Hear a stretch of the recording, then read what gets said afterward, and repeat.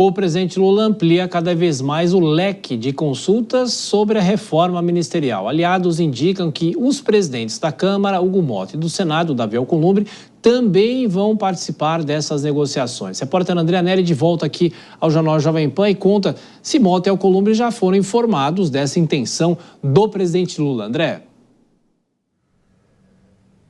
Já sim, viu, Tiago? Os presidentes aqui do Senado, Davi Alcolumbre, e da Câmara dos Deputados, Hugo Motta, já foram informados de que vão conversar com o presidente Lula na semana que vem sobre essa questão da reforma ministerial. Lula quer ouvir os atuais líderes do Congresso de forma a garantir o apoio deles não só nas mudanças na esplanada, mas consequentemente também nas pautas de interesse do Executivo aqui no Legislativo. Conforme a Jovem Pan já divulgou nos últimos dias, a alteração mais provável ainda deve acontecer na Secretaria-Geral da Presidência, com a substituição de Márcio Macedo pela atual presidente do PT, Gleisi Hoffmann. Mas as principais mudanças devem ser nas demais pastas, para agradar os partidos do chamado centro. Arthur Lira, na pasta da Agricultura, e Rodrigo Pacheco, no Ministério de Minas e Energia, são algumas possibilidades. A recente crise com Wellington Dias, a respeito daquela informação enganosa de que o governo iria reajustar o valor do Bolsa Família, pode acabar provocando uma mudança na pasta que também é alvo dos partidos de centro. Já na pasta da Saúde, Nízia Trindade pode abrir espaço para Alexandre Padilha, das Relações Institucionais, ou Arthur Quioro, que já foi ministro da Saúde e hoje preside a Empresa Brasileira de Serviços Hospitalares. Todos esses cenários são ainda possibilidades não confirmadas, já que o presidente da Câmara dos Deputados, Hugo Motta, espera conversar com Lula também para resolver questões internas da casa que ainda precisam ser definidas, como, por exemplo, a distribuição de postos estratégicos e comissões. Só depois dessas escolhas é que deve haver, então, o martelo batido na reforma ministerial. Tiago.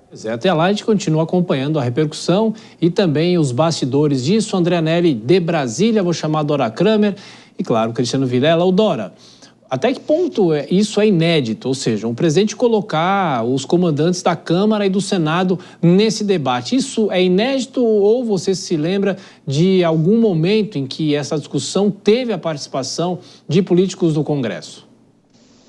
Não, não é inédito, tem sempre a participação, não é uma coisa assim tão explícita, porque essa maneira explícita de fazer faz parte dessa jogada, desse lance de afetar melhoria nas relações com o Congresso. Agora, uma coisa são essas conversas, outra coisa é isso dar resultado. E também faz sentido porque se a ideia do governo é atrair apoio no Congresso, melhorar essas relações mediante a reforma ministerial e também tentar amarrar alianças para 2026, ora, os políticos não poderiam estar de fora, ou se estivessem de fora, é claro que isso não sairia a contento, pelo menos diante desse critério que agora é o único que está posto. A gente não viu critério de eficácia administrativa propriamente dita, não ouvi nada sobre isso, porque também uma reforma ministerial para ser só uma troca de nomes é chover no molhado, é o chamado troca de 6 por meia dúzia, tá certo?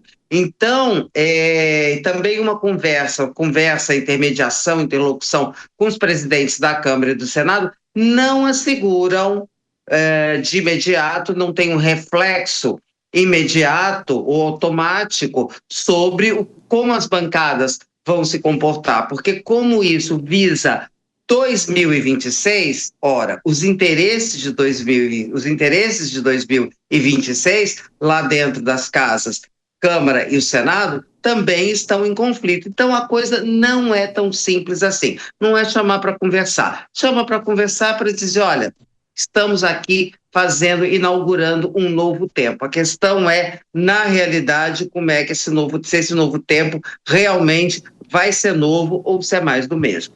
E rapidinho, Vilela, isso não garante vitória do governo, né?